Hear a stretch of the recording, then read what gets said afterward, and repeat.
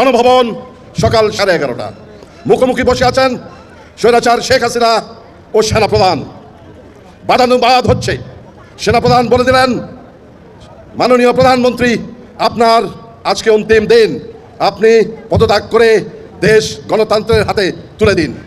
শেখ হাসিনা বললেন, না, আমি দেব না, আমি ফাদার অফ দ্য নেশনের কন্যা, আমার বাবা এদের স্বাধীন করেছে, আপনি গুলি চালান।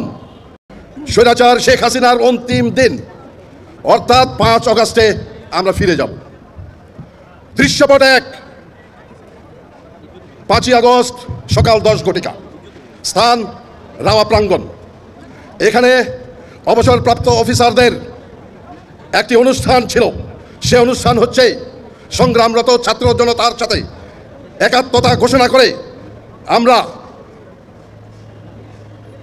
ঢাকা শহরের যে কারফিউ দেওয়া হয়েছে সেই কারফিউ উপেক্ষা করে আমরা এখানে একটা প্রসেশন চালাবো এবং সেই প্রসেশন দিয়ে আমরা ঢাকা শহরে প্রদক্ষিণ করব।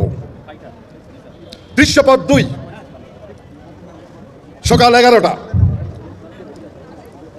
ঢাকা শহরের চারিদিক থেকে বাঁধ ভাঙা বাড়ের মতো চারিদিক থেকে ছুটে আসছে ছাত্র জনতা। উত্তরা থেকে, মিরপুর থেকে আসছে, যাত্রাবাড়ি থেকে। গন্তব্য গণভবন। দৃশ্যপট 3, গণভবন সকাল 11:30। মুখোমুখি বসে আছেন স্বৈরাচার শেখ হাসিনা ও সেনাপ্রধান। বাদানুবাদ হচ্ছে। সেনাপ্রধান বলে দিলেন, মাননীয় প্রধানমন্ত্রী, আপনার আজকে অন্তিম দিন, আপনি পদত্যাগ করে দেশ গণতন্ত্রের হাতে তুলে দিন। শেখ হাসিনা বললেন, না, আমি দেব না, আমি ফাদার অফ দ্য নেশনের কন্যা, আমার বাবা এদের স্বাধীন করেছে, আপনি গুলি চালান। সেনাপ্রধান বললেন, মাননীয় প্রধানমন্ত্রী, আপনি দেশে এখন কি হচ্ছে আপনি জানেন না, আপনি 4 দেওয়ালের মধ্যে অন্তরীণ, আসুন দেখি দেশে কি হচ্ছে। সেনাপ্রধানের নির্দেশে গণভবনের ওয়াল স্ক্রিনে টেলিভিশনের পর্দা ফুটে উঠল। কাকতালীয়ভাবে বাংলাদেশের ঢাকার যতগুলো চ্যানেল আছে সবার ক্যামেরা নিবন্ধ রাওয়ার প্রাঙ্গণে, যেখানে আমরা 200 অফিসার এবং সাথে আশেপাশের জনতা মিলে 105 আমরা দাঁড়িয়ে বিক্ষোভ প্রদর্শন করছি। আমরা বক্তৃতা দিয়েছি, শেখ হাসিনা দেখেছেন। আমরা যখন এখান থেকে মিছিল নিয়ে রাওয়া থেকে বেরিয়ে জাহাঙ্গীর গেটের দিকে অগ্রসর হচ্ছি, তখন আমার কাছে একটা টেলিফোন আসলো চট্টগ্রাম থেকে, আমার এক সহকর্মী। আমি বললাম, হ্যালো। বলে, স্যার, আপনাদেরকে লাইভ আমরা ক্যামেরায় দেখতে পাচ্ছি। আমি বললাম, তাই নাকি? বলে, জি স্যার। তো এখন কি আপনাদেরকে দেখে ঘরে আর কেউ নাই স্যার, চট্টগ্রামের সবাই রাস্তায় নেমে এসেছে।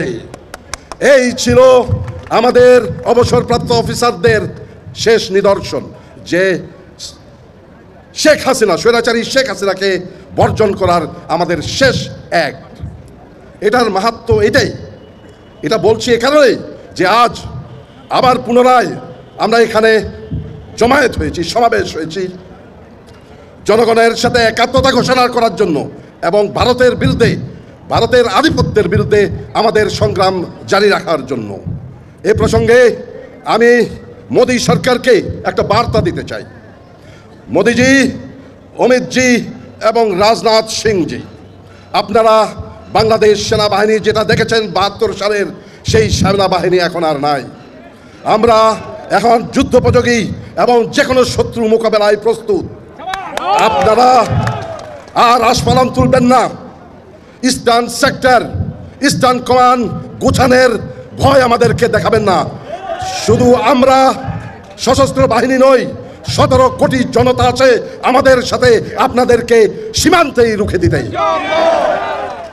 আর বক্তব্য নয়, আমরা আজকে যে জন্য উপস্থিত হয়েছি সেই অনুষ্ঠানে আমরা চলে যাব।